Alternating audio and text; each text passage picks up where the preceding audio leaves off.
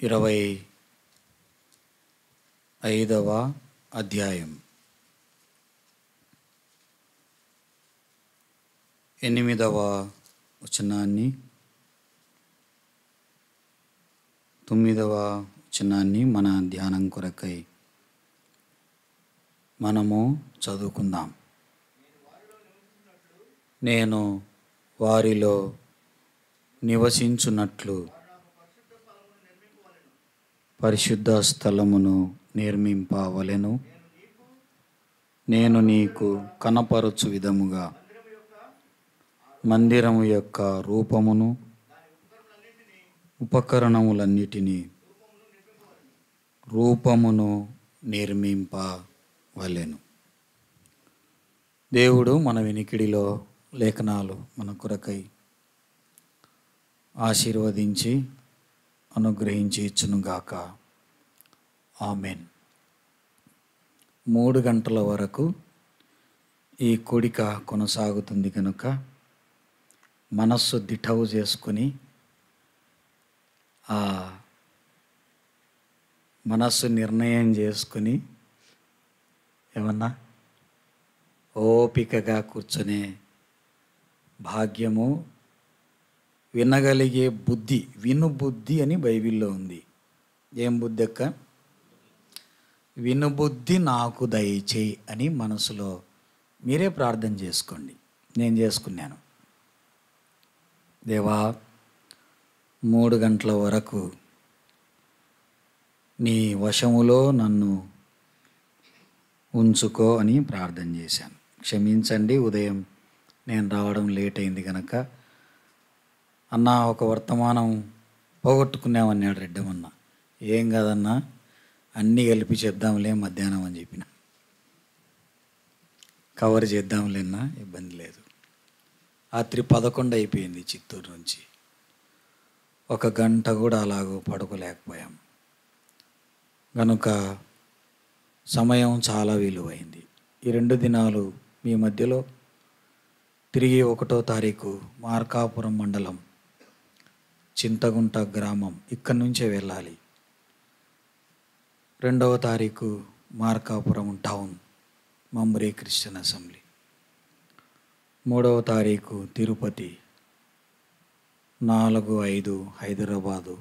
ఇలాగూ ప్రభు పని వారమంతా కుటుంబాన్ని విడిచి సంఘాన్ని మరొక సహోదరునికి అప్పగించి ప్రభువు పని మన ఎదుట ఉండగా సరంబి వేసిన ఇళ్లలో ఉండుటకు ఇది సమయమా?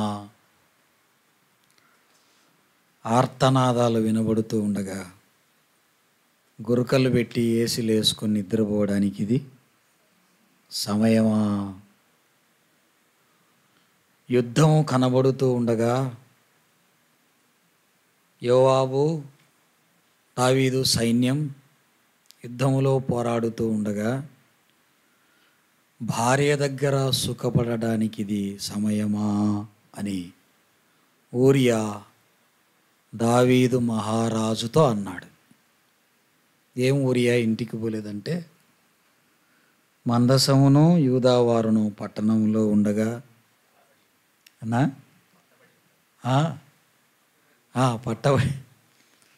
యోవాబు నా సైన్యాధిపతి సైన్యములో ఉండగా నేను ఇంటికి వెళ్ళుట న్యాయమా? నేనేందో ఇక్కడికి వచ్చినప్పుడల్లా ఈ స్తంభానికి చెప్పినట్టు ఉంటుందన్న చూస్తుంటే వాక్యం. చూస్తే ఇటనన్న చూడాలా, లేకుంటే ఇటనన్న చూడాలా. నంద్యాలలో ఎన్జిఓస్ కాలనీలో ఒక సంఘం ఉంది, అది కూడా ఇట్టే ఉంటుంది. కాబట్టి యవనస్తులు ఇట్లా ఎదురుగా కూర్చుంటే, వృద్ధులు ఇట్లా చైర్లు వేసుకొని కూర్చుంటే చాలా బాగుంటుంది. యవనస్తులు స్తంభానికి ఇటుపక్క గర్ల్స్, ఇటుపక్క బాయ్స్, వృద్ధులు చైర్లు వేసుకుని ఇట్లా కూర్చుంటే చాలా ఇట్లా యవనస్తులకి ఎదురుగా చెప్పుకోవచ్చు. ఏమ్మా కూర్చుంటారా? మధ్యాహ్నం రాత్రి కూర్చోండి, ఇప్పుడు వద్దు. మీరు ఇట్లా వేసుకోండి మా చైర్లు, మీరు ఇట్లా వేసుకోండి అన్న. మధ్యలో ఖాళీ పెట్టండి, యవనస్తులు కూర్చుంటారు. అప్పుడు స్తంభానికి కాకుండా యవనస్తులకు చెప్పొచ్చు. నిర్గమాకాండం ఈ కాండం మొత్తం చదివిన వారు ఎవరన్నా ఉన్నారా? నిర్గమకాండం అంతా నేను చదివేసినానన్నా అని ఆ భాగ్యం కలిగిన వారు ఎవరైనా ఉన్నారా? ఇట్లనన్నా చూడాలా, లేకుంటే ఇట్లనన్నా? ఏం చెల్లి, చదవలేదా? నీ టెక్స్ట్ బుక్లన్నీ చదివినావా ఎంబీఏలో? నిర్గమము, విమోచనము అంటారు. ఐగుప్తు బానిసత్వము నుండి బయటికి వచ్చిన కాండం, ఎక్సోడస్. ఈ పేరు మీద ఇంగ్లీషు సినిమా కూడా వచ్చింది. ఏం పేరు? ఎక్సోడస్. కోట్లు సంపాదించినారు. బాహుబలి అని సినిమా పేరు పెట్టుకుని కోట్లు. ఎక్కడుంది బాహుబలి అనే పదం? నిర్గమకాండంలోనే ఉంది.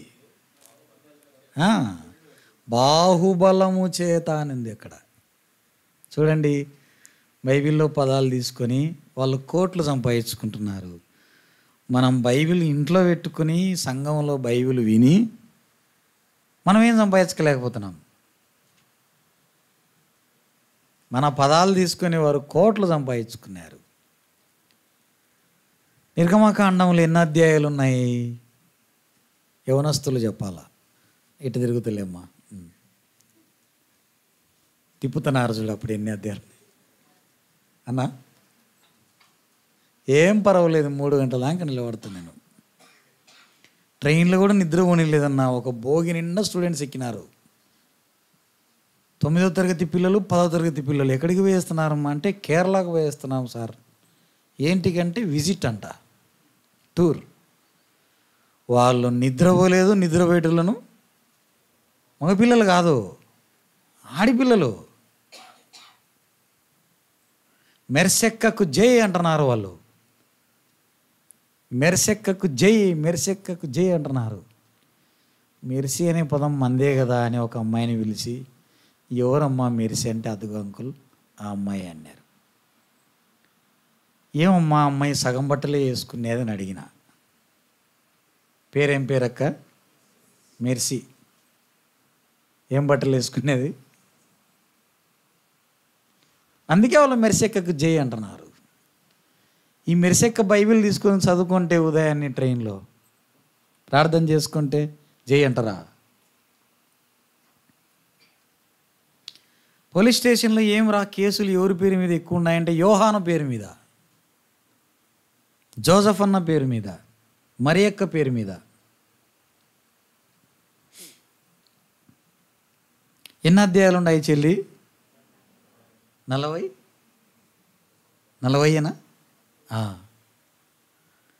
రాత్రి భోంచేయకుండా ఒక కాఫీ తాగి కూర్చుంటే తెల్లవారుజాము 4కు దీన్ని చదివేయచ్చు. రాత్రి భోంచేయకూడదు. ఒక కాఫీ తాగి 8:30కు కూర్చుంటే పెన్ను పేపర్ తీసుకుని ముఖ్యమైన అంశాలు రాస్తూ తెల్లవారి 4:40కంతా 40 అధ్యాయాలు యవనస్తులు చదివేయచ్చు. నేను అలాగూ 2 సార్లు చదివాను. ఒక రాత్రి మనది కాదనుకుంటే, ఒక రాత్రి నిద్ర మంది కాదనుకుంటే, ఒక నిర్గమాకాండాన్ని మనం చదవడం మాత్రమే కాదు, ఏదైనా తెలియని పదాలు కనపడితే పక్కనే రాసుకోవచ్చు. 12 రాళ్ళ పేర్లు ఉన్నాయి, 12 రాళ్ళ రంగుల పేర్లున్నాయి, 12 గోత్రాల పేర్లున్నాయి, యాజకుని వస్త్రాల మెటీరియల్ ఉంది, మందిర నిర్మాణ మెటీరియల్ ఉంది, సీనాయి పర్వత సంభాషణ ఉన్నది, మందిర నిర్మాణ ప్లాన్స్, బ్లూ ప్రింట్స్ ఉన్నాయి, మందిరం నిలవబెట్టడం జరిగింది, ప్రతిష్ట చేయడం జరిగింది. 10 తెగుళ్ళు ఉన్నాయి. 10 తెగుళ్ళు ఉన్నాయి, 12 తెగుళ్ళు ఉన్నాయి. 10 కాదు, 12 కాదు, 11 ఉన్నాయి. నేను నా భార్య లెక్క పెట్టినాం కూర్చొని. చివరి తెగులు అనేది ఒకటి. ఆ తెగులు ఏందో తెలుసా? ప్రతి ఇంటిలో మొదటి తొలిచూలు పిల్లని తీసేసుకున్నాడు. ఇంట్లోనే కాదు, పశువులలో కూడా. అది 11వది. 10 తెగుళ్ళ పేర్లు ఉన్నాయి. మోషే యెహోవాతో మాట్లాడిన సంభాషణలు ఉన్నాయి. హెబ్రీ స్త్రీలు వారి వెండి, బంగారము, నగ, నట్ర మొత్తం తీసుకొని వచ్చి మోషే చేతికి ఇచ్చిన వివరాలు ఉన్నాయి. ప్రపంచంలో మొట్టమొదటి అద్దం ఏంటన్నది? అద్దం అక్కల్లోకి వెళ్ళి చూసి చెప్పాలా. మొట్టమొదటి అద్దం హెబ్రీ స్త్రీలు వెండి అద్దాలు కలిగి ఉన్నారు వారు. ఆ వివరాలు ఉన్నాయి నిర్గమాకాండంలో. ఇశ్రాయేలు 5 బలులు ఉన్నాయి. ఈ 5 బలులు అర్థమైతే ఆదివారం ఈ రొట్టె ఏంటో పాత్ర ఏంటో మనకు అర్థమవుతుంది. చాలామందికి 5 బలులు తెలియవు. రొట్టె పాత్ర మాత్రం తెలుసు, కానీ 5 బలులు తెలియవు. చూద్దాం ఈరోజు రాత్రి ఎంతమంది నిర్గమాకాండం ఉదయానికి అయిపోగొట్టుకొని నిద్రముఖాలు వేసుకొని కళ్ళు లోపలికి పోయి కళ్ళు ఎర్రగై ఏమవుతుంది అక్క? రాత్రి అంతా మేలుకుంటే కళ్ళు లోపలికి పోయి కళ్ళు ఎర్రగై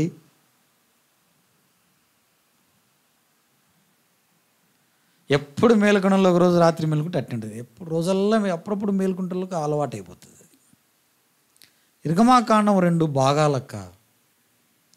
ఈ 24వ అధ్యాయం వరకు ఒక భాగం, 25 నుండి మరొక భాగం, 24 వరకు వారు ఐగుప్తు నుండి బయటకు రావడం. రాసుకోవాలన్న వాక్యం చదువు వస్తుందా? ఖచ్చితంగా రాసుకోలసుడు.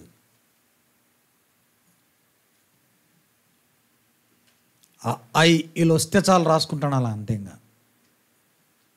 ఏబీసీలు రావాల్సిన అవసరం లేదు. వారు బయటికి వచ్చిన సంగతులు ఉన్నాయి. మొదటి 24 అధ్యాయాలు. వారి ప్రయాణ వివరాలు ఉన్నాయి. 25 నుంచి మందిర నిర్మాణ వివరాలు ఉన్నాయి.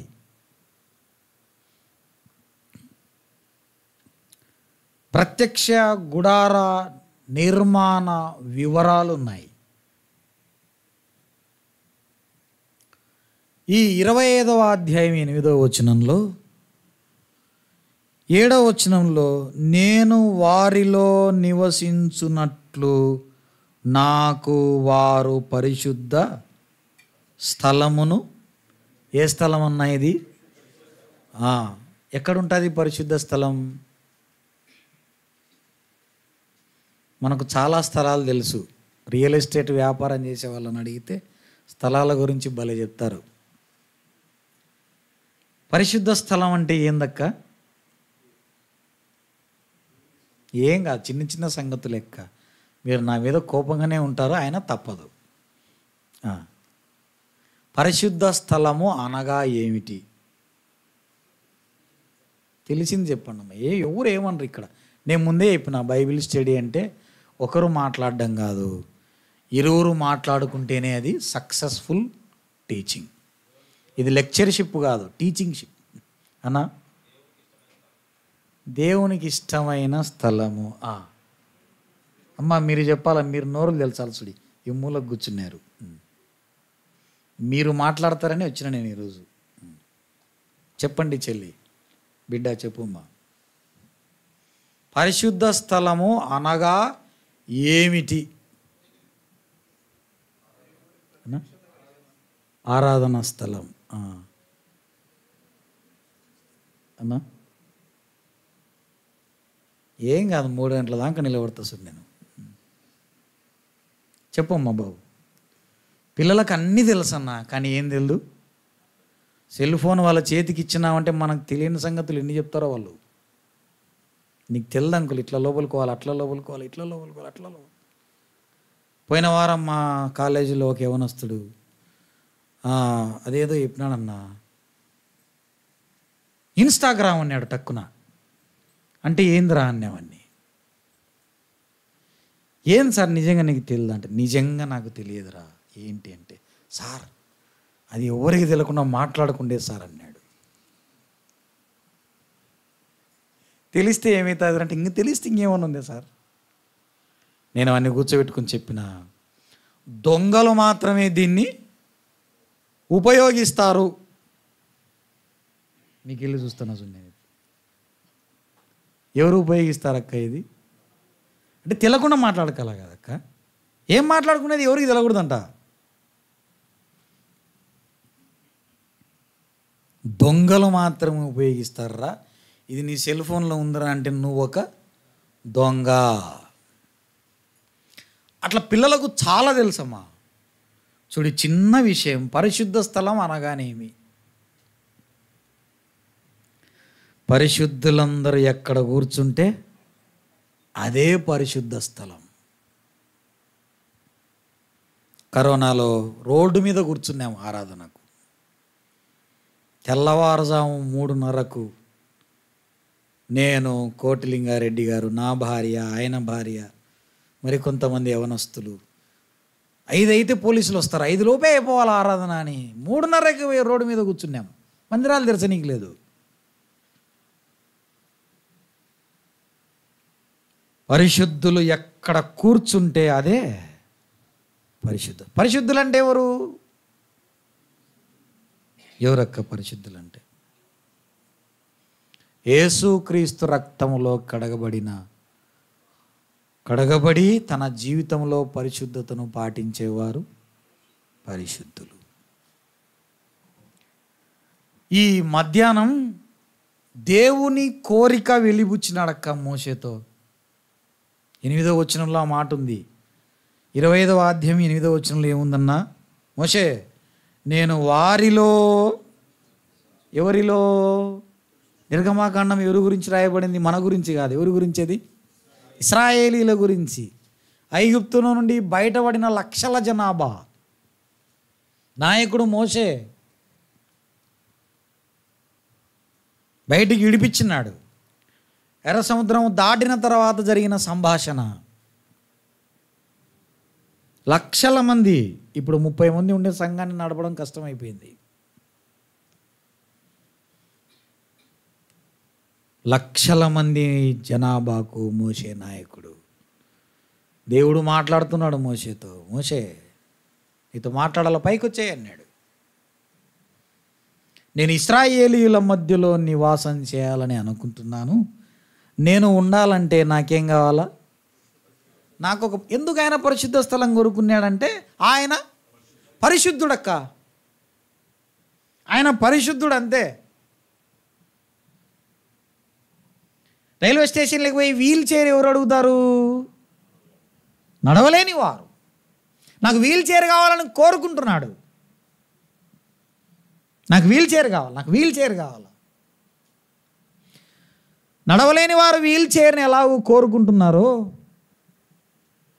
పరలోకములో పరిశుద్ధుడు పరిశుద్ధుడు పరిశుద్ధుడు పరిశుద్ధులని మానక నిత్యము పొగడబడుతున్న ఆ పరిశుద్ధ దేవుడు భూలోకములో నివాసము చేయాలని, అది కూడా ఇశ్రాయేలీయుల మధ్యలో నివాసం చేయాలని ఒక కోరికక్క. నేనుండడానికి పరిశుద్ధ స్థలం కావాలా మోషే, అది మీరు నిర్మించండి అన్నాడు. ఉదాహరణకు చంద్రబాబు నాయుడు మన సంఘాన్ని విజిట్ చేయాలని 1 నెల రోజుల ముందే మీకు చెప్పినారనుకో, మనకంటే ముందు ఎవరు వస్తారక్క? మిలిటరీ వాళ్ళు వస్తారు. ఇటుకి ఏంది ఇంత చిన్నగా ఉంది, చంద్రబాబు నాయుడు వచ్చి ఇంత చిన్న దాంట్లో కూర్చోాలనా? బాలేదు, మా సార్ ఇక్కడ కూర్చోడు. మా సార్ కూర్చోవాలంటే ఇది ఇంత హైట్ ఉండకూడదు, ఇంత వెడల్పు ఉండకూడదు అని పీకి మొత్తం కట్టి పెద్ద హాల్ చేస్తారు. మొత్తం దినాలలోనే అయిపోగొడతారు వాళ్ళు. ఎందుకంటే చంద్రబాబు నాయుడు కూర్చోవడానికంటూ కొన్ని వసతులు, కొంత స్టేటస్ మెయింటైన్ చేయాలి అక్కడ. ఆ వసతులు ఉంటేనే ఆయన ఉండగలడు, లేకపోతే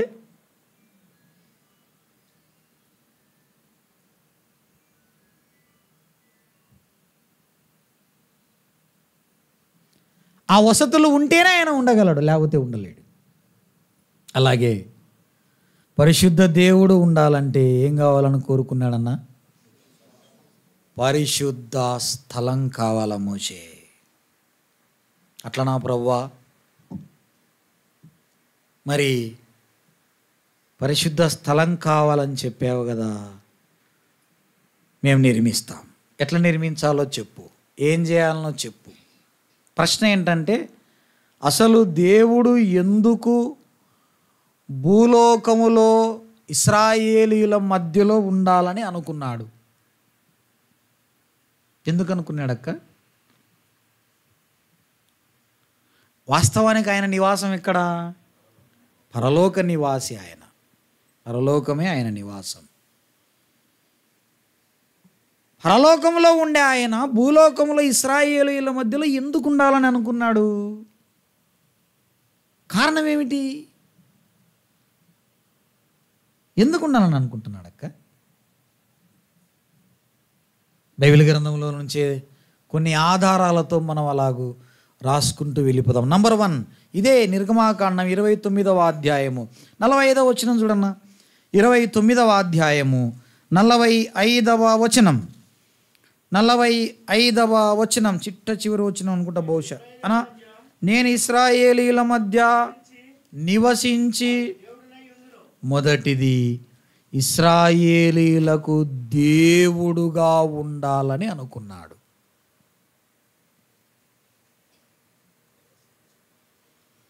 మొదటిది ఏంటిదక్క? దేవుడుగా ఉండాలనుకుంటే అది పరలోకంలో ఉంటే కుదరదు అనుకున్నాడు. ఎక్కడ ఉండాలనుకున్నాడు?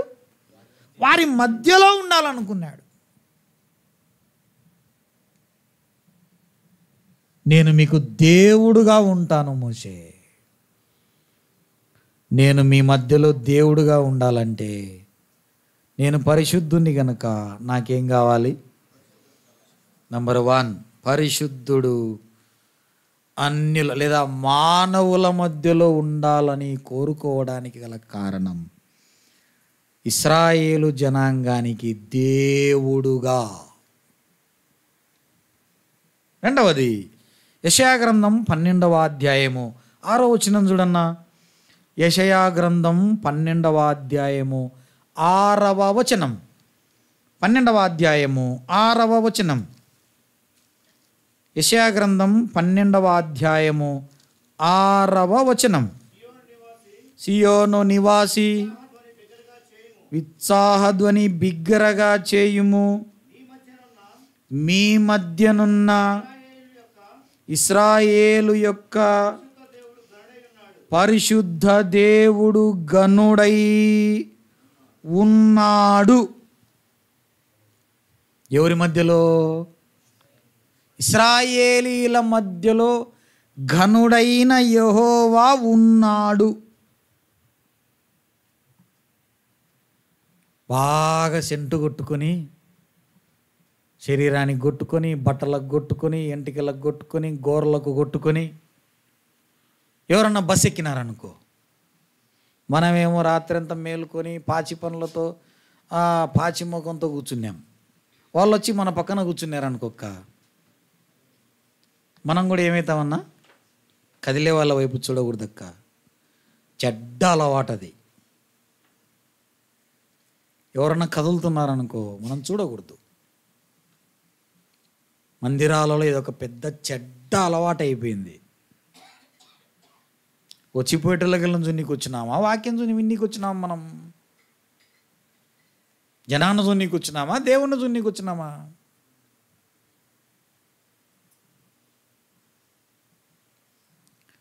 ఒకరోజు సెక్రటరేట్కి వచ్చినానన్నా, ఇక్కడే మంగళగిరికి. వస్తే ఒక ఆన్ స్పెషల్ డ్యూటీ ఆఫీసర్ ఉన్నాడు, కొంత పరిచయం నాకు. రాజు కూర్చోరాజు, పక్కన కూర్చోండి. కూర్చున్నా. ఇంకా లోపలికి ఎవరెవరో వస్తున్నారు, రాజకీయ నాయకులు, సర్పంచులు, ఎమ్మెల్సీలు ఎవరో వస్తున్నారు, చిన్న చిన్న ఉద్యోగస్తులు అందరు రావడం. ఈ ఓఎస్డీకి ఏం చేస్తున్నారు? గుడ్ మార్నింగ్ సార్ అంటున్నారు. ఈ ఓఎస్డీ కూడా గుడ్ మార్నింగ్ అంటున్నాడు. ఆయన పక్కనే నేను కూర్చున్నా. పోతే పోయింది. ఈయన కూడా ఎవరో తెల్లగా ఉన్నాడు, మొత్తానికి బాగా బట్టలు వేసుకున్నాడు, నల్లవాచి.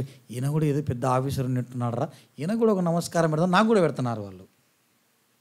Good morning sir. వాళ్ళు ఎవరో తెలియదు నాకు, వాళ్ళు నాకు తెలియదు, నేను వాళ్ళకు నేను ఎవరి పక్కన కూర్చున్నా? ఈ ఓఎస్డి అందరికీ తెలుసు. ఆయన కూర్చోమంటే ఒక అట్లా కూర్చున్నా. ఇంకా మా వాళ్ళు రాలేదు సార్ అని కూర్చున్నా. మాట మంతి అందరు రావడం ఈ ఓఎస్డికి గుడ్ మార్నింగ్ చెప్తున్నారు.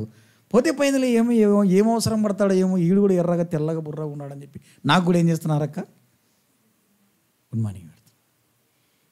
నాకు ఎందుకు వచ్చింది ఆ మర్యాద అన్నా? ఒక మర్యాదస్తుని పక్కన కూర్చున్నాను అక్క. నేను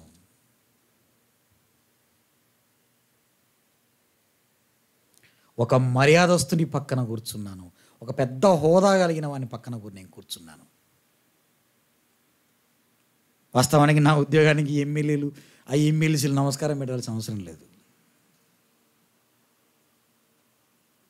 యవనస్తురాన్లారా వినండి, ఎక్కడ కూర్చుంటున్నాం? ఆ పద్మావతి మహిళా విశ్వవిద్యాలయం దగ్గర మేము ఎన్నోసార్లు చూస్తుంటాం. చెల్లి మీ కాలేజీ ఇది. ప్యాంట్లు షర్ట్లు వేసుకోవడం, పానీపూరి సెంటర్లలో కూర్చుంటారు అమ్మాయిలు.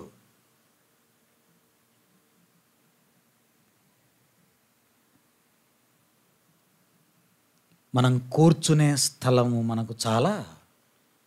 ఒకరోజు అప్పట్లో 1000 రూపాయల నోట్లు ఉండేటివన్నా తెలుసు కదా, ఇప్పుడు బ్యాన్ చేసినారు. 2011, 12 ఆ ప్రాంతం. చిల్లర లేదు. ఏం చేయాలబ్బా అని మా ఇంటి పక్క తిరుపతికి అప్పుడే కొత్తగా వచ్చినాం. చిల్లర కోసమని చిన్న కొట్లేకపోతే సార్ ఇంత పెద్ద నోటుకు మాకు ఆయన నుంచి వస్తుంది, అది ఆ వైన్ షాప్లో అయితే ఉంటాయి చూడు సార్ డబ్బులు అన్నారు. సర్లే నాకేమో చిల్లర కావాలా. సరే నేను వైన్ షాప్ దగ్గర పోయినా, చిల్లర ఇచ్చినాడు, ఎంచుకుంటా బయటకు వచ్చిన. ఎదురుగా చేతకు బండ్ల పోతా బ్రదర్ వందనాలు అన్నాడు. ఆయన వందనాలు పెట్టి అదో రకంగా నాకు వెళ్ళి ఫేస్ చూసుకుంటా వినాడు. అది ఎవరం గెలిచినాం. సుబ్బోధయరాజు అన్నాడు, సుబ్బోధయరాజు అన్నాడు అన్నాడు సుబ్బోధయరాజు అన్నాడు అన్నాడు అన్న. ఏందన్నా ఏంది విషయం ఏంటన్నా? చక్కగా వాక్యం చెప్తావు, వైన్ షాప్ దగ్గర చూసినామన్నా.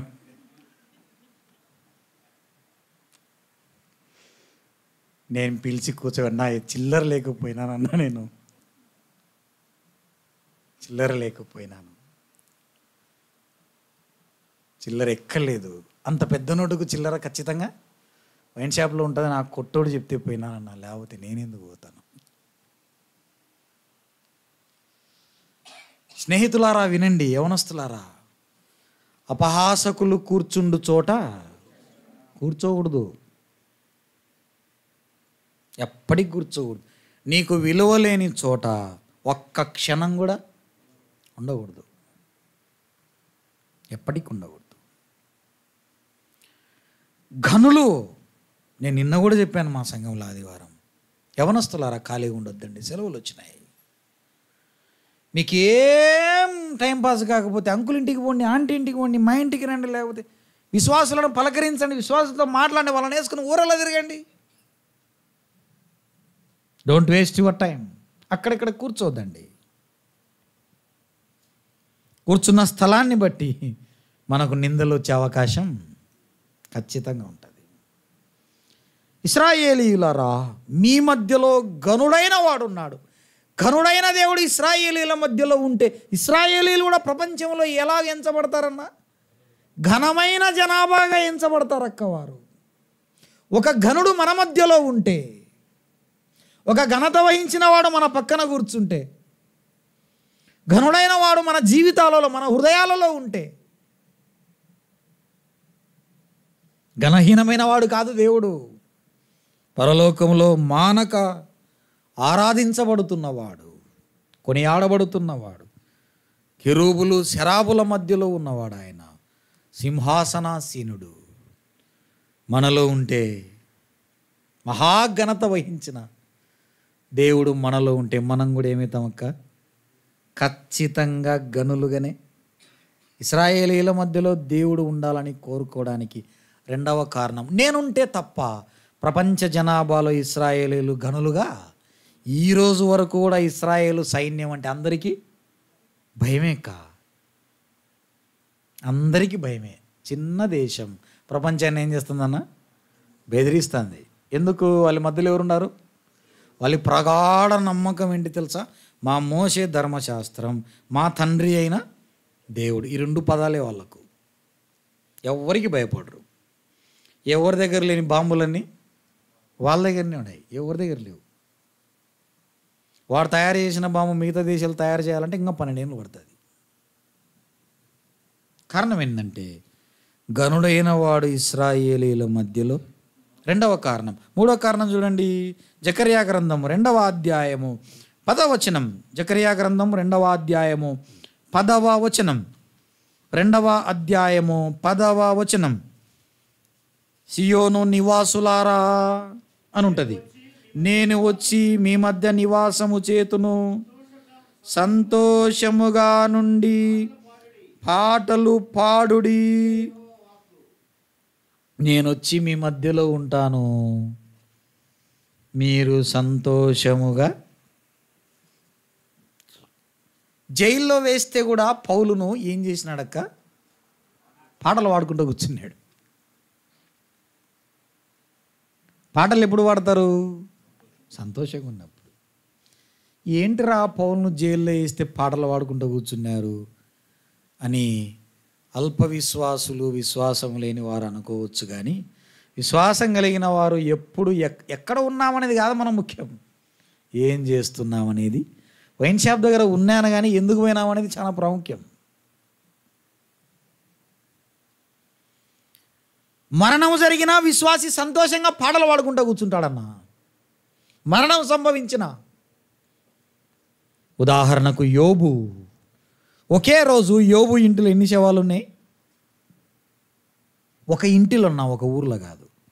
యోబు ఇంటిలో ఒక్కరోజే ఎన్ని శవాలు ఉన్నాయి? ఎంతమంది చనిపోయినారు? 10 మంది.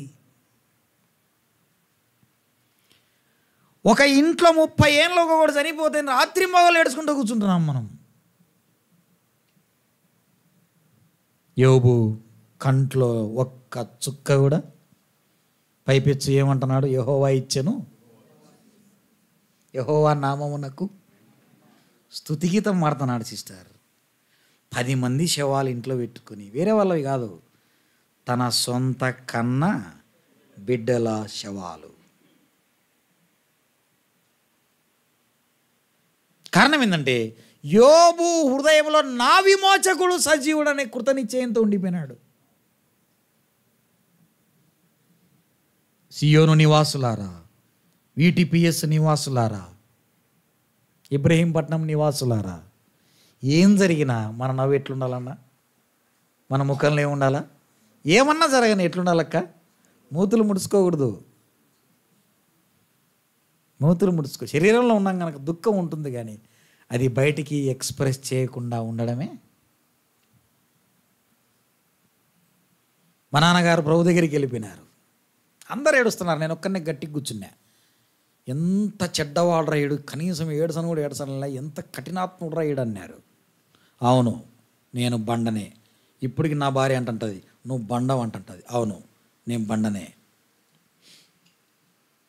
నేను ఏడ్చడం మొదలు పెడితే అంతవరకు ఏడిచిన వాళ్ళంతా మౌనం అయిపోయినారు. ఇప్పుడు మా అమ్మ ఉంది 77 ఏళ్ళు. వస్తా చెప్పేసి వచ్చిన, ఏమా నువ్వు చనిపోతే ఇంకా ఎవరినోని పిలిచాలో చెప్పు, మా లిస్టు రాసుకుంటా అని చెప్పుకుంటూ కూర్చున్నా. నాయన వాళ్ళు ఉన్నారు నాయన, ఒరే ఆ ఊర్లో వాళ్ళని మర్చిపోయావు, వీళ్ళని మర్చిపోయావు, అందరినీ పిలుచు నాయన, ఘనంగా చేయాలరా నా సమాధి అంటుంది ఆమె. గ్రాండ్గా చేస్తాను ఈ సమాధి కార్యక్రమం, నువ్వేం భయపడద్దు. ఎప్పుడు చచ్చిపోతావు మా మొత్తానికంటే, ఏమోనైనా ఇప్పుడు పోతే ఇప్పుడే, ఇంకా దేవుడు ఇప్పుడు పిలిస్తే ఇప్పుడే, ఎప్పుడైనా సరే. ఇంకా బాగా గుర్తు తెచ్చుకోమా, పాత బంధువులు పెద్ద బలగం అక్క, బాగా గుర్తుకు తెచ్చుకోమా. ఇంకా ఎవరైనా ఉన్నారేమో చెప్తుంటా, వాళ్ళు గుర్తొచ్చినారా రాసుకో, మా వాళ్ళ ఫోన్ నెంబర్ ఉంటుంది, మా వాళ్ళని పిలుస్తా, వీళ్ళని పిలుస్తా, అందరూ వచ్చేలాక నిన్ను ఎత్తంలేమ్మా అని చెప్పిన.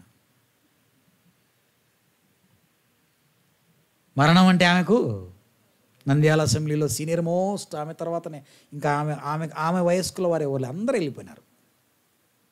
మొత్తం అందరూ వెళ్ళిపోయి 1962 నుంచి ఉన్నది ఎవరు అంటే మా అమ్మగారు ఒక్కతే, ఎవరు లేరు, మొత్తం అందరూ వెళ్ళిపోయినారు. ఆమె ఒక్కతే మిగిలింది. ఇంకా ఆమెకు భయమే లేదు. ఇంటికి వచ్చిన వాళ్ళంతా ఏంటన్నా ఎప్పుడు సాగు గురించి మాడుతున్నాం అంటే, అసలు దానికే భయపడి ఇన్నాళ్ళు మనం, ఇప్పుడు దాని అంటే భయమే లేదు, ఎప్పుడు సంతోషంగా ఉంటుంది ఆమె. ఎప్పుడు ప్రార్థన ప్రార్థన ప్రార్థన ప్రార్థన, రాత్రింబగళ్ళు ప్రార్థనే. సియోను నివాసులారా, నేను వచ్చి మీ మధ్యలో నివాసం చేస్తాను. మీరు ఎట్లుండాలి? సంతోష గానముతో ఉత్సాహ ధ్వని. బుతులు ముడుచుకొని ఏదో పోగొట్టుకున్న వాళ్ళ మాదిరి, ఏందో అంత అయిపోయిన వాళ్ళ మాదిరి సంఘంలో మనం ఉండకూడదన్నా. కుటుంబాలలో ఉండకూడదు, సంఘాలలో ఉండకూడదు, ఎప్పుడు ఉండకూడదు. కారణం ఏంటంటే మన మధ్యలో ఉన్నవాడు మూతులు ముడుచుకొని లేడు. ఎట్టున్నాడక్క? మరలా చెప్పుదును ఆనందించుడి, మరలా చెప్పుదును ఆనందించుడి. నా ప్రజలు సంతోషంగా ఉండాలని అనుకున్నాడక్క దేవుడు. అది ఎప్పుడు సాధ్యమవుతుంది అంటే నేను వెళ్ళి వాళ్ళ మధ్యలో ఉంటేనే. నేను వెళ్ళాలి మోషే, నేను ఉండాలి మీ మధ్యలో, నేను ఉండాలి మోషే, నేను ఉండాలి మీ మధ్యలో. 3వ కారణం. 4వ కారణం చూడన్నా, రాజులు మొదటి గ్రంథం 6వ అధ్యాయం 13వ వచనం. రాజులు మొదటి గ్రంథం 6వ అధ్యాయము 13వ వచనం. 13వ వచనం ఏముందన్నా అక్కడ? రాజులు మొదటి గ్రంథం, నా జనులైన ఇశ్రాయేలీలు విడిచిపెట్టక నేను వారి మధ్య నివాసము, నేను నా ప్రజలను విడిచిపెట్టకుండా ఉండాలంటే నేను వారి మధ్యలో నివాసము చేయాలి. నేను కొంత వేగం పెంచుతానక్క. మన చేయి పిల్లలు పట్టుకుంటే క్షేమమా, మనము పిల్లల చేయి పట్టుకుంటే క్షేమమా? ఏమక్క వాడు పట్టుకుంటే క్షేమం కాదా? ఎందుకట్లా? ఉదాహరణకు వాడు మన చేయి పట్టుకొని నడుచుకుంటూ వస్తున్నాడు అనుకో, ఆ ఐస్ క్రీమ్ కనపడింది అనుకో, ఏం చేస్తాడు? వదిలేసిపోతాడు. వాడు ఎట్లా పోతాడో కూడా తెలీదు. అదే మనం పట్టుకొని నడిచినాం అనుకోక్క, వానికి ఎన్ని ఐస్ క్రీములు కనపడినా వద్దు నాన్న, తింటే జలుబులు వేస్తుందిరా, వద్దు జాండీస్ వస్తాయి, టాన్సిల్స్ వస్తాయి, వద్దు నాన్న, వాడు తనకలాడుతుంటాడు ఇప్పించుకొని పోవాలని. కానీ మనం మాత్రం ఎట్లా పట్టుకుంటాం? గట్టిగా పట్టుకొని ఉంటాం. అది ఎప్పుడు సాధ్యమవుతుంది? మనం వాడి దగ్గర ఉంటేనే సాధ్యమవుతుంది. యవనస్తులారా, మిమ్మల్ని ఏ చేయి పట్టుకుంది? అసలు మీరు పట్టబడినారా? సిలువకు కొట్టబడినారా? పాత జీవితము సిలువలతో దించేసినారా? మేకులతో దించేసినారా? పట్టుకున్నారా ఎవరన్నా నిన్ను? దమస్కు మార్గములో పౌలును పట్టుకున్నాడక్క. సముద్ర ప్రయాణములో నట్టనడి సముద్రంలో యోనాను పట్టుకున్నాడు.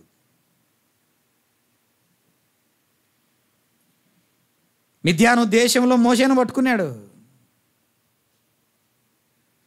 ఎన్ని సాకులు చెప్పినాడో మోషే కదా. సాకు నంబర్ 1 ఏంటది? నాకు నత్తిచ్చింది ఎవరు? సాకులు చెప్తారా? పట్టుకున్నాడు అంతే, పోనీలేదు. ఆయన పట్టుకుంటే మనం ఎంత గింజుకొని, యోనాను పట్టుకున్నాడక్క. ఇట్లా పొమ్మంటే ఇట్లా పోయినాడు, నడుచుకుంటా పొమ్మంటే పడవెక్కిపోయినాడు. పోనీలే, ఎంత దూరం పోతాడు? సముద్రం మధ్యలోనికి పోయినాక ఎత్తి వదిలేసినాడన్నా, వదిలేసినాడు యోనాను. బుద్ధి చెప్పి మళ్ళీ మనం పట్టుకుంటే, మన పిల్లలు మన చేయబట్టుకుంటే అంతగా క్షేమం ఉండదు. కానీ మన పిల్లలు చేయబట్టుకుంటే దేవుడు మనల్ని పట్టుకోవాలని కోరుకుందాం అక్క. నన్ను విడిచిపెట్టొద్దు ప్రభువా అని మనం ఎప్పుడు మాట్లాడతామంటే ఆయన పట్టుకున్నప్పుడు. మనం ఆయన్ను పట్టుకొని నన్ను విడిచిపెట్టాకు, నన్ను విడిచిపెట్టాక, నన్ను విడిచిపెట్టాక అనడం కాదు. ఆయన మనల్ని పట్టుకున్నప్పుడు నన్ను విడిచిపెట్టొద్దు ప్రభువా, నన్ను విడిచిపెట్టొద్దు, నన్ను విడవద్దు ప్రభువా. ఒక్క క్షణమైన నన్ను వీడినా నేనేమవుతునో. ఒక్క క్షణం ఆయన వదిలిపెడితే, కళ్ళు మూసుకుని ఆలోచన చేయండి అక్క. ఆయన వదిలేస్తే మనం ఏమైపోతామో. మనకు అడ్రస్ ఉండదు, గల్లంతైపోతాం. ఇశ్రాయేలీయులారా, నేను మిమ్మల్ని విడిచిపెట్టదలుచుకోలేదు. అది నెరవేరాలంటే నేను మీ మధ్యలో ఉండాలి. నేను ఉండాలంటే పరిశుద్ధ స్థలం కావాలి. మీరు ఆ స్థలాన్ని రెడీ. ఇదే జకర్యా గ్రంథం మాట చూడన్న 8వ అధ్యాయం 3వ వచనం చదవండి. జకర్యా గ్రంథం 8వ అధ్యాయము 3వ వచనం. మరలా వచ్చి నివాసము చేతును, సత్యమును అనుసరించు పురమనియు పరిశుద్ధ పర్వతమనియు పేర్లు పెట్టబడును. నేను వచ్చి నివాసము చేస్తే ఏమేం పేర్లు వస్తాయంట దానికి? సత్యమును అనుసరించు పురము. ఆయన వచ్చి నివాసం చేస్తే ఏమని పురం పెడతారు? పేరు దానికి అన్నా ఏమని పురం పెడతారు? ఉదాహరణకు సరోజినీదేవి నాయుడు రోడ్ అని పెట్టినారు. ఆ రోడ్డుకి ఏమని పేరు పెట్టినారు? గాంధీ రోడ్. ఎందుకబ్బా తిరుపతిలో గాంధీ రోడ్ అని పేరు వచ్చింది వీధికని అడిగినాను నేను. స్వాతంత్రం రాకముందు మహాత్మా గాంధీ ఈ రోడ్డు వెంబడి నడుచుకుంటూ వెళ్ళాడు సార్, అందుకే ఈ రోడ్డుకు గాంధీ రోడ్.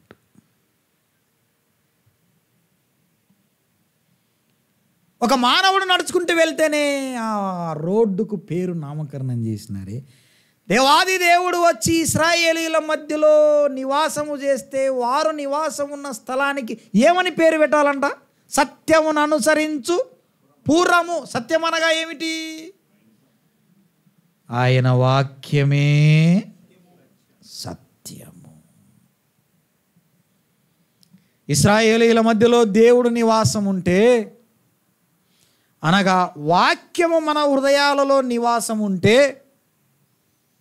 మనము వాక్యానుసారమైన విశ్వాసులము అవుతాము.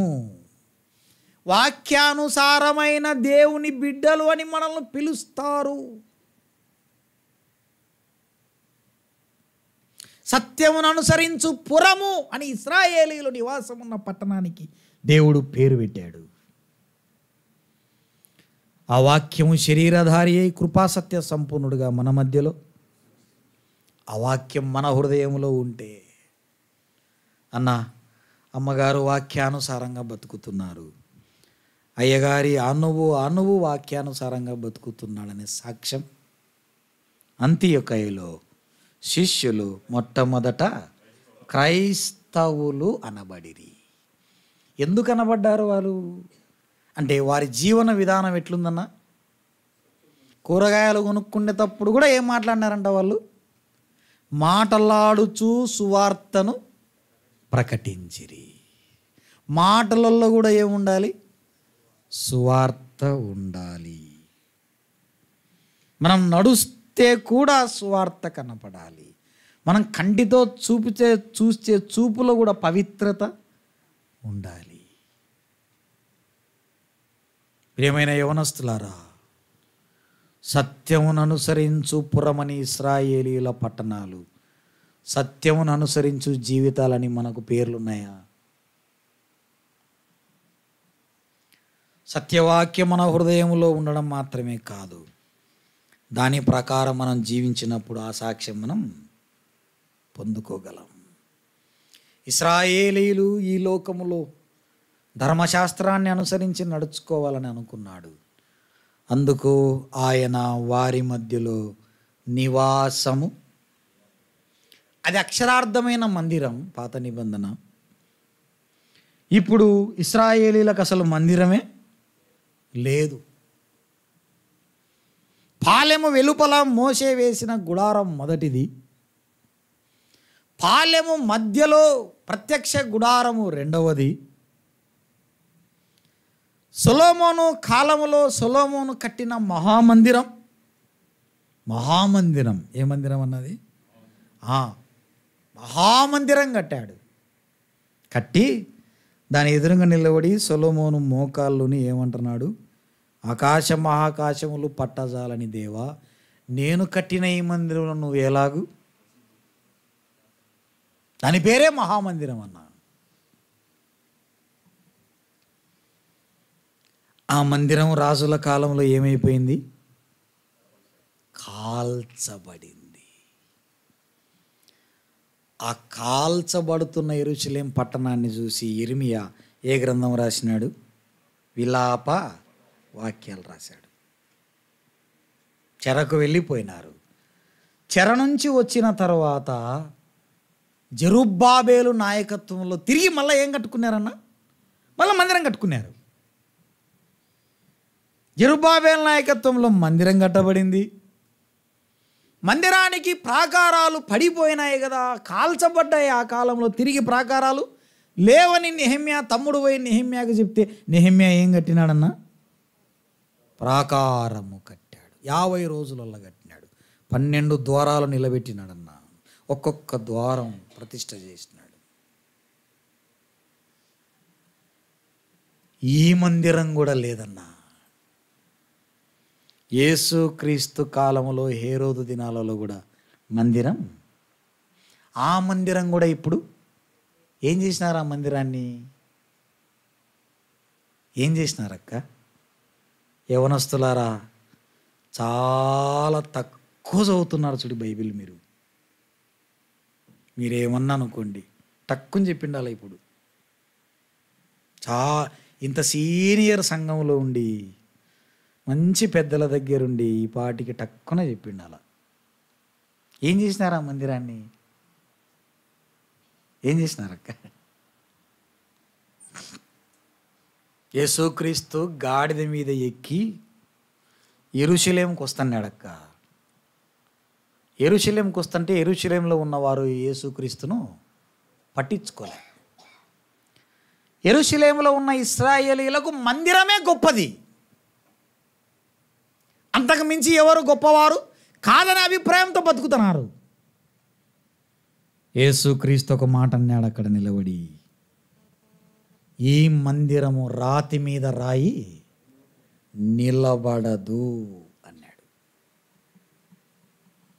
క్రీస్తు శకం 70వ సంవత్సరంలో టైటస్ చక్రవర్తి వచ్చినాడు. ఒక రూమర్ ఏంటంటే, ఈ మందిరం పునాదులలో బంగారం ఉందని ఒక రూమర్ వచ్చింది. ఏం చేసినారన్న దాన్ని వాళ్ళు పునాదులతో సహా రాళ్ళు పీకేసినారు. ఒక మొండి గోడ కనపడుతుంది. ఆ మొండి గోడ దగ్గర పోయి ఇప్పుడు ఇశ్రాయేలీయులు ఏం చేస్తున్నారన్న? ఆ గోడకు తలబెట్టి, ఇప్పటికి టీవీలో కనపడుతుంటుంది అది.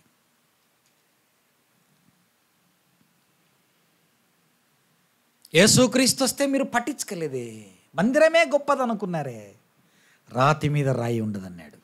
దేవుడు చెప్పినట్టుగానే 70 ఏళ్ళ తర్వాత ఏమైందన్నది పీకేసినారు. ఇప్పటికి లేదు మందిరం. కట్టుకుంటారు. అదే 3వ ప్రపంచ యుద్ధం. నానో రోబోటిక్ టెక్నాలజీతో కడతారు దాన్ని. కట్టడం ప్రారంభమైతేనే 3వ ప్రపంచ యుద్ధం ప్రారంభమవుతుంది. అంతవరకు 3వ ప్రపంచ యుద్ధం రాదు. మరి ఇప్పుడు మందిరం లేదే. ఇప్పుడు మందిరం అంటే ఎవరు? ఇదన్నా చెప్పండి అమ్మా, ఇప్పుడు మందిరం అంటే ఎవరు? కొరింథీయులకు రాసిన 2వ పత్రిక ఒక మాట చదువుకుందామన్నా. పిల్లలకు అన్ని ఆధారాలు కావాలి. ఏంటి ప్రూఫ్ అంకుల్? కొరింథీయులకు రాసిన 2వ పత్రిక 6వ అధ్యాయం పౌలు 16వ వచనం. పౌలు కొరింథీయులకు రాస్తూ 2వ పత్రిక 6వ అధ్యాయం 16వ వచనం. దేవుని ఆలయమునకు ఏమి పొందిక మనము, అండర్లైన్ దట్ వర్డ్, అక్కడ నీ పేరు రాసుకో. నేను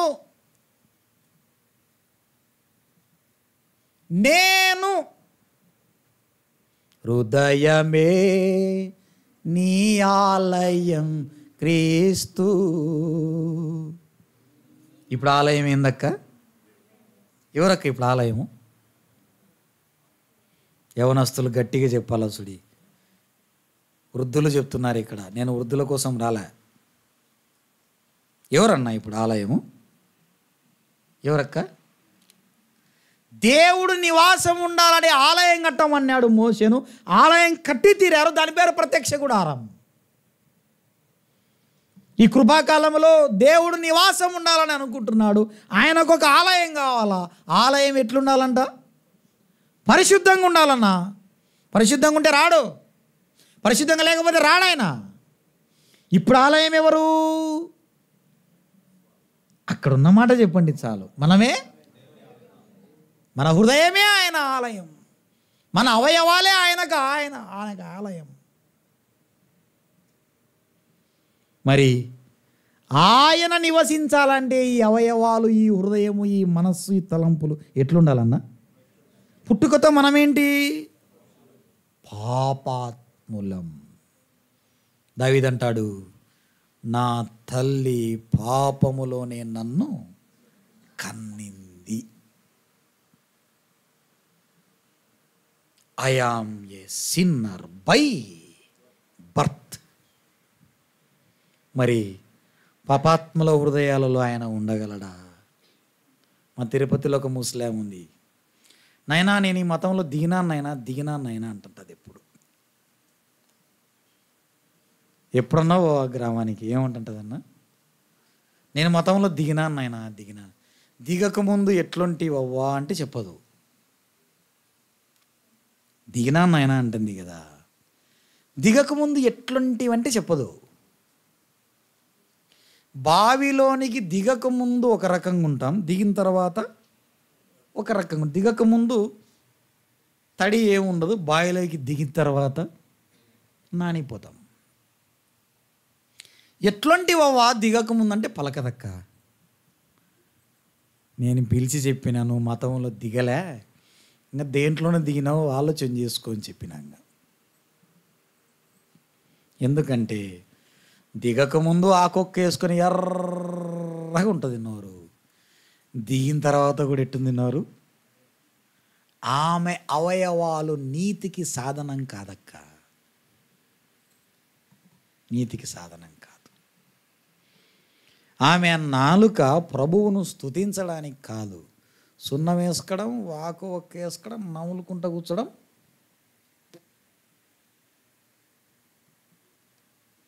మార్పు ఎక్కడ మార్పు జరిగింది? మార్పే లేదే. ఎట్లా దిగుతావు ఈ మతంలో? యవనస్తులారా, మన హృదయమే ఆయన ఆలయం అని పాట పాడుకుంటున్నాం. నిజంగా ఆయన ఆలయం అయితే ఎట్లుండాలి? అది పరిశుద్ధంగా ఉండాలంటే లోపల ఉండే పాపమంతా ఏం చేయాలన్నా? మొత్తం తీసేయాలక్క.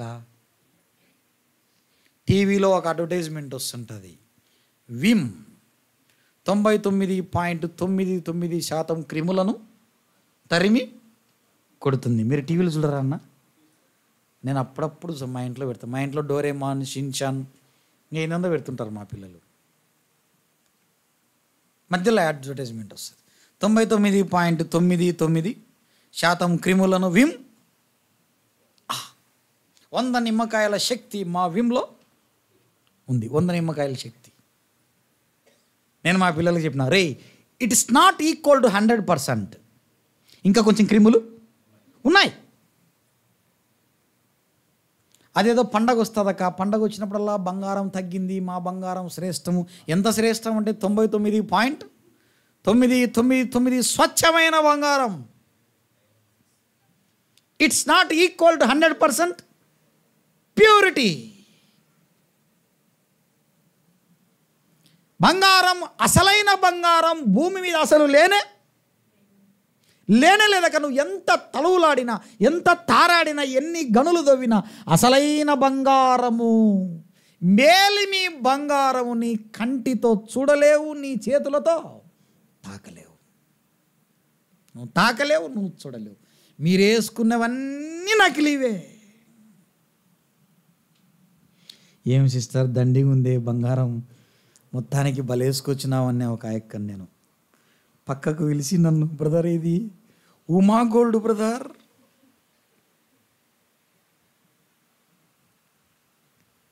ఏం గోల్డ్ అంటక్క? అసలైన బంగారమే నకిలీ. నేను చెప్తుంటే నకిలీ బంగారం వేసుకొని బంగారం అన్నట్టుగా తిరుగుతుంది అక్క. ఇక్క శుద్ధ సువర్ణ మయమైన పరిశుద్ధ పట్టణ వీధులలో, శుద్ధ సువర్ణ మయమైన పరిశుద్ధ పట్టణ వీధులలో దేదీప్యమైన ఓ గొర్రె పిల్ల, దేదీప్యమైన ఓ గొర్రె పిల్ల, దీపంపై నీ ఉండగా నీ వెలుగు బాటలో పరలోక కాంతిలో నడిపించు మమ్ము, వినిపించు మాకు నీ తేనీయ పాలుకు. మేలిమి బంగారం చూడాలనుకుంటున్నావు అక్క? ఎక్కడుందో తెలుసా? అది శుద్ధ సువర్ణం. వీధులే ఆ బంగారంతో వేసి పెట్టినారన్నా. వీధులు, రోడ్లు సిమెంట్తో కాదు, ఆ పట్టణంలో రోడ్లు శుద్ధ సువర్ణమైన బంగారం. వీధులే బంగారంతో ఉంటే ఇండ్లు ఎట్టుంటుందక్క? అది కాదని మనం అన్ని పండగలకు ఆఫర్లు వచ్చినాయని ఎంటంబడి పడి కొనుక్కొని కొనుక్కొని కొనుక్కొని కొనుక్కొని కొనుక్కొని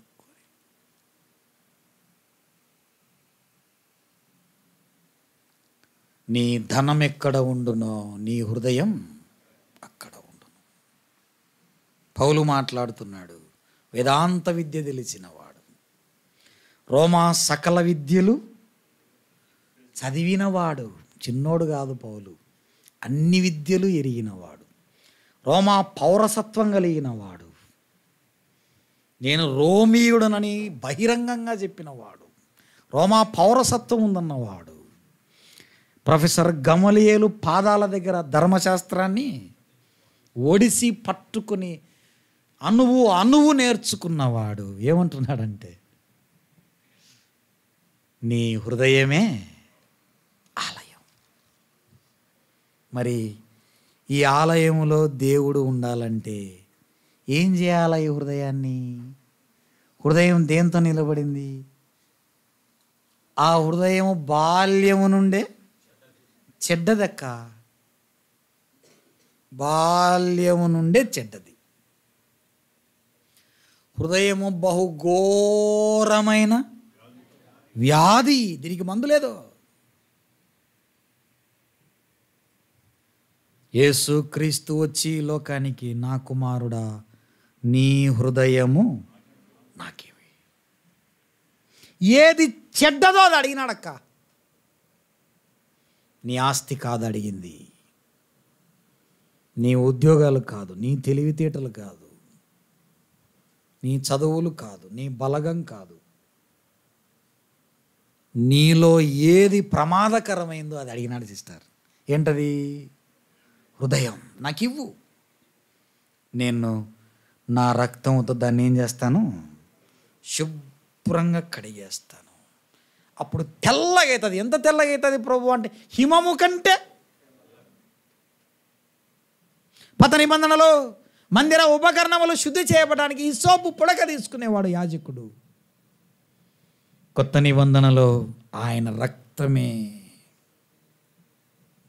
శుభ్రంగా కడిగేస్తాను, తెల్లగా అవుతుంది. అప్పుడు వచ్చి నేను లోపల కూర్చుంటాను, నేను నివాసం చేస్తాను, నాతో నీవు, నీతో నేను. ఏరెవర్ యు గో, నువ్వు ఎక్కడికైనా వెళ్ళు ప్రపంచంలో, నేను నీ వెంటబడి ఉంటాను. నీ హృదయాన్ని శుభ్రపరుచుకో. అందుకే కదా కలువరి శిలువలో నేను రక్తం కార్చింది, అందుకే కదా ఈ లోకానికి వచ్చింది నేను, అందుకే కదా.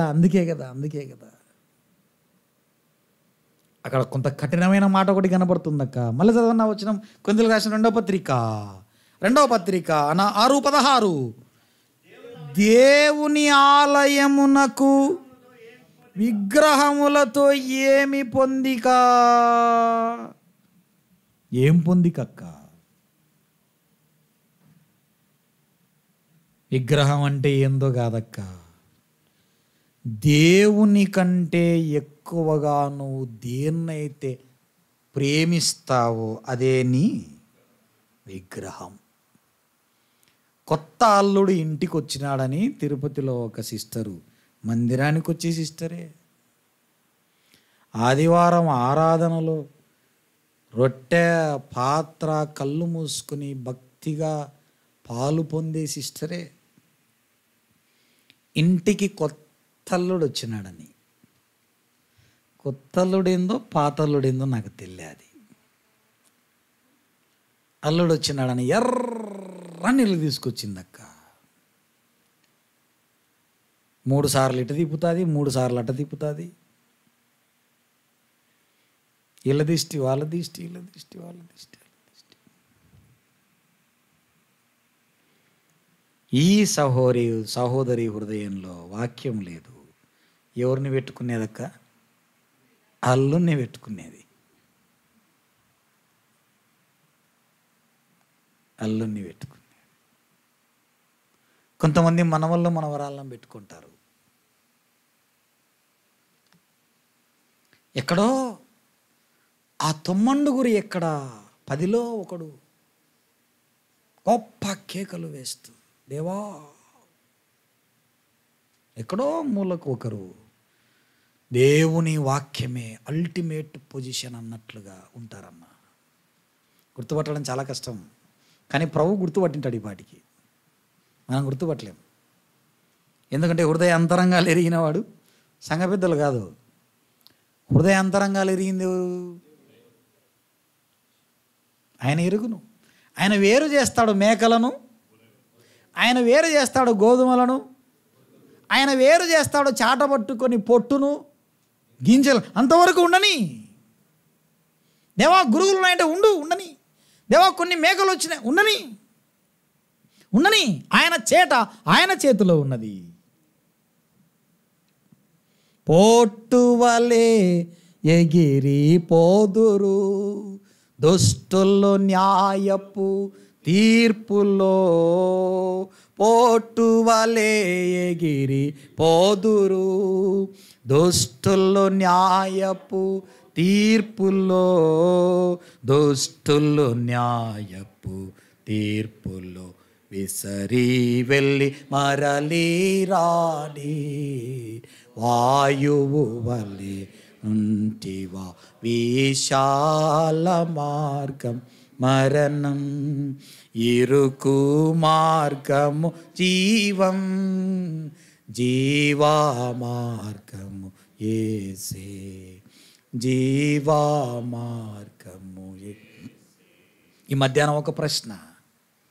నీ హృదయం ఒకవేళ ఆయన ఆలయం అయితే సంతోషమే. లేదు ఇంకొకరిని ఎవరినో పెట్టుకున్నాను, లేదు ఇంకెవరినో పెట్టుకున్నాను. యవనస్తుని పిలిచి మా కాలేజీలో, ఏమిరా మార్కులు తగ్గిపోయినాయంటే, సార్ ఈ మధ్య వీడు చక్కగా చదవట్లే. ఏం చేస్తున్నాడు అంటే, అదిగో సార్ తిరుగుతున్నాడు. ఎవరెనకమ్మాడంటే, అదిగో సార్. అమ్మాయిని పిలిచి, ఏమ్మా ఏంటి తల్లి అంటే, సార్ నా మనస్సు నిండా ఉన్నాడు సార్ వాడు. ఏం చేసాం సార్?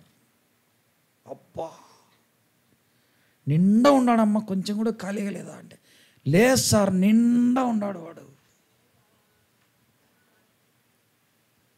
వాడిని పిలిచి, ఏమరా ఏమన్నా ఖాళీగా ఉందని నీ మనసు అంటే, లేదు సార్ ఎవ్వరు లేరు, ఇంకా అమ్మాయి తప్ప మనసులో ఎవ్వరు. అయితే మీకు చదువు అబ్బదు, అక్కర్లేదు. తల్లిదండ్రులు పిలిచండి, వచ్చే నెలకు 18 ఏళ్ళు దాడతాయి, ఈయన్నే మేము పెళ్ళి చేస్తాం. ఎవరిని పెట్టుకున్నారక్క?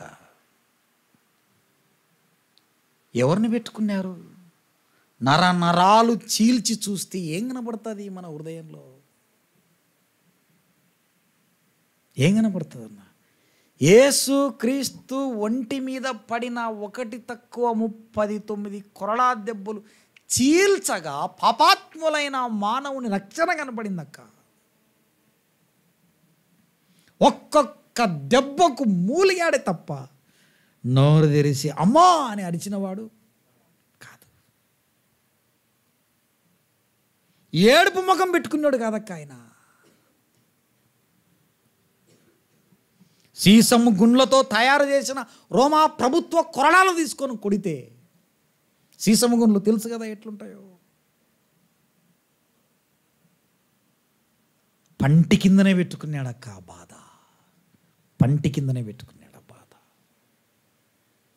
పలుమార్లు ఒరిగి లేచికిరికి సాగితి.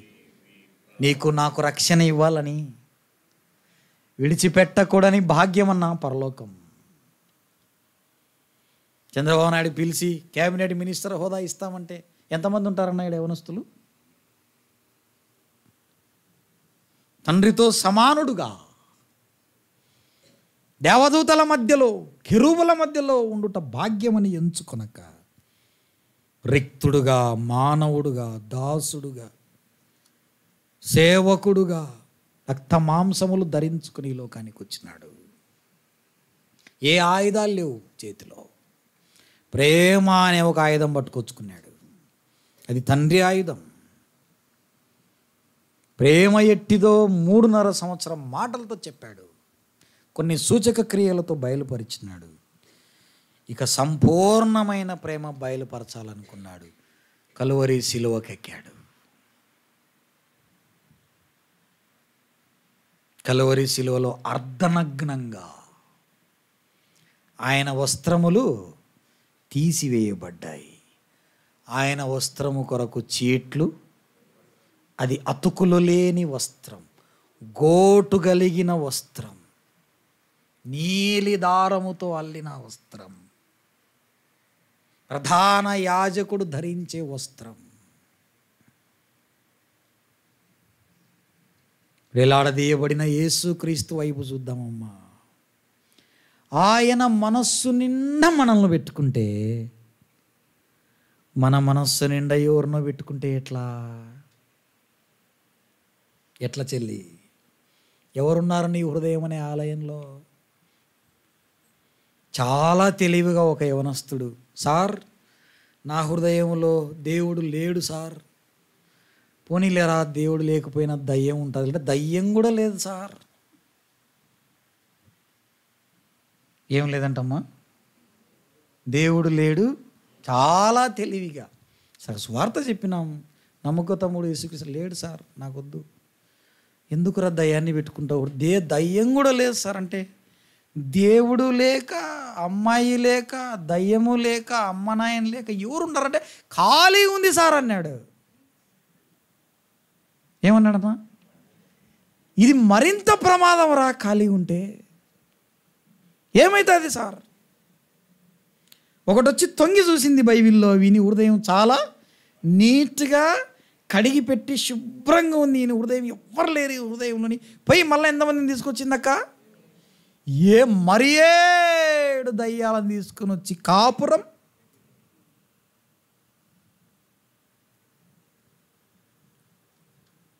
చాలా తెలివి కలిగిన వారు యవనస్తులు. దేవుడొద్దు ఎవరొద్దు, ఖాళీ ఉందని చెప్తావా? పరిశుద్ధమైన దేవుడు మన హృదయాలలో ఉండాలంటే మన హృదయం కూడా ఎట్లుండాలన్నా పరిశుద్ధంగానే ఉండాలి.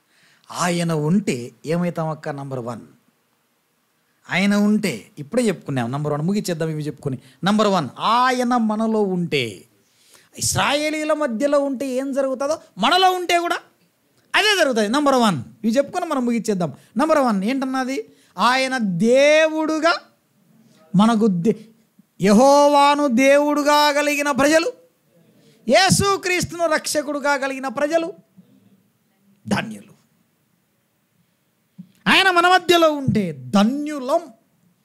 మనము దేవుడు కలిగిన ప్రజలం. నంబర్ 2 ఎందుకు? అది రాసుకునేళ్ళు చెప్తారు, రాసుకున్న ఇటు అటు చూస్తుంటారు అంతే. నంబర్ 2 ఏంటిదన్నది అన్న? గనులమై ఉంటామన్నా, గణహీనులం కాదు. మనం గనులుగానే ఉంటాం అక్క. పేదవాళ్ళమైన ఘనత తగ్గదు, ఘనత తగ్గదు.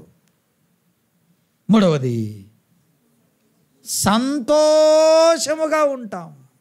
4వది అమ్మా సత్యమును అనుసరించు పురముగా, లేదా దేవుని వాక్యాన్ని అనుసరించే విశ్వాసులుగా మనం ఉంటాం. కొత్త నిబంధనలో రాయబడిన మాట, ఆయన యందు విశ్వాసముంచి ఆయనకు పిల్లలుగా చేర్చబడి ఈ లోకములో ఒకరోజు లోకయాత్రను విడిచిపెడితే ఎంతకాలం ఉంటాం ఆయనతో? యుగ యుగములు సదా. ఎంతకాలం అన్నా అంటే దేవుడు ఎంతకాలం ఉంటే అంతకాలం మనం ఉంటాం అక్క.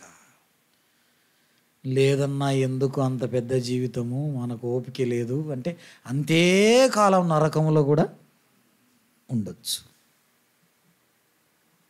నరకం ఎట్లుంటుంది సార్? ఎట్లుంటుంది అన్న నరకం అంటే, లూకాసు వార్తలో ఒక ధనవంతుడు పోయినాడు దానికి, పాతాళానికి. ఏమున్నాయంటాడా? నంబర్ 1, పండ్లు కొరుకుతున్నాడు ఆడికి పోయి. ఈ లోకంలో ఉన్నప్పుడు రోజుకు 3 సార్లు ఏం చేస్తున్నాడు? పండ్లు శుభ్రం చేసుకుంటున్నాడు. ఆడికి పోయినాక ఏం చేస్తున్నాడు? అంతే కదా నా ధనవంతులు ఏం చేస్తారక్క? ధనవంతులు ఏం చేస్తారంటే ఏం పని లేదంటే ఆ డెంటల్ హాస్పిటల్కి పోయి పనులు ఏం చేస్తుంటారు? కడిగించుకుంటుంటారు. ఈ లోకంలో ఉన్నప్పుడు పనులు బాగా కడుక్కుంటున్నాడు. ఆడికి పోయినాక ఏం చేస్తున్నాడన్నా? పండ్లు కొరుకుతున్నాడు. నంబర్ 2 ఏమున్నాయంటే అక్కడ? అగ్ని జ్వాలలు అని రాయబడింది అక్కడ. అగ్ని జ్వాల. నంబర్ 3 కేకలేస్తున్నాడు. అబ్రహామా అని కేకలేస్తాడు. యవనస్తులారా, తట్టుకోలేవు ఆ టెంపరేచరు. బయట ఉండే ఎండ తట్టుకోలేకనే ఏసీలు పెట్టుకున్నాం. 30 డిగ్రీలకే 3000 కోట్ల డిగ్రీల సెల్సియస్ ఉంటే నువ్వు తట్టుకుంటావా? అలవాటు అయిపోతుంది అంకుల్ అంటావా? ఆ అలవాటు ఏదో ఇంట్లో గ్యాస్ స్టవ్ ఆన్ చేసుకొని చెయ్యి రోజు కొంచెం పెట్టుకుని కాలుకు అలవాటు చేసుకో. అలవాటు చేసుకుందామన్నా, నరకం అలవాటు చేసుకుందాం. రోజు కత్తి తీసుకొని కొంచెం కొంచెం కొంచెం కొంచెం కోసుకుంటూ కూర్చుందాం. అలవాటు చేసుకుందాం. నేను ముగిస్తున్నాను. ఆయన మన హృదయములో ఉండాలంటే ఇశ్రాయేలీల మధ్యలో ఉండడానికి స్థలం కోరుకున్నాడు. ఇవన్నీ కాదనుకొని అన్యజనుల హృదయాలలో ఆయన ఉండాలను. ఆయన ఉండాలంటే హృదయం ఎట్టుండాలక్క? ఇంక ఏం ఉండకూడదక్క. ఆయన లోపలికి రావాలంటే లోపల ఒక్క మచ్చ కూడా ఉండకూడదు. చూడుగా ఒక్క మచ్చ కూడా ఉండకూడదు. రోజు పొద్దున్నే నేను 5:30కంతా పాల కోసం పోతా. పాలు నా ముందరే పితికిస్తారు, బర్రె పాలు. అందులో చిన్న నల్ల మచ్చ మాదిరి ఒకటి కనపడింది. నాకు ఏం చేస్తా కదండి, పాలు తెల్లగా ఉండాలి, మధ్యలో నల్లది ఏందో తీసేస్తా. పాలల్లో మచ్చుంటేనే నేను ఒప్పుకోవడంలే. మరి మన హృదయాలలో మచ్చలుంటే అంటే పాపాలుంటే పరిశుద్ధుడు ఎట్లా ఒప్పుకుంటాడన్నా?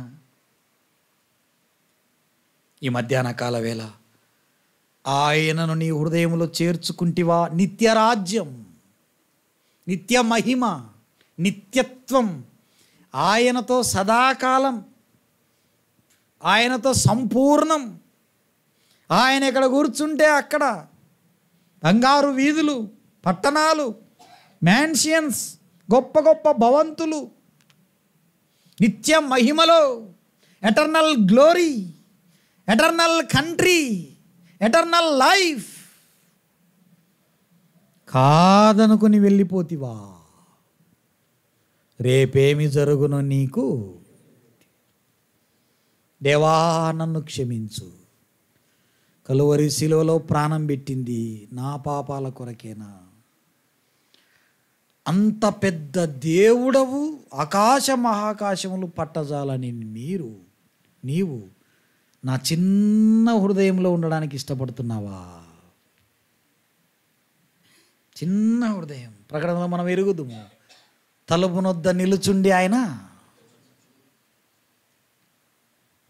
చలికాలం తట్టాడక్క. బయట నిలబడి తట్టినాడు అంటే చలికాలం వాక్యం వినిపిస్తూనే ఉన్నాడు దేవుడు. నీకు వినబడుతూనే ఉంది, నీ హృదయ వాకిలు తీయలేదు. ఆయన తల మంచుకు తడిచి వెళ్ళిపోయినాడు. ఎండాకాలం వచ్చినాడు. ఎండాకాలం మీటింగ్లలో దేవుడు వాక్యంతో పిలుస్తున్నాడు. నువ్వు తీయలేదు. ఎండకు ఎండి ఎండి ఎండి వెళ్ళిపోయినాడక్క. వర్షాకాలం వచ్చినాడన్నా, బయట నిలబడి తట్టుతూనే ఉన్నాడు.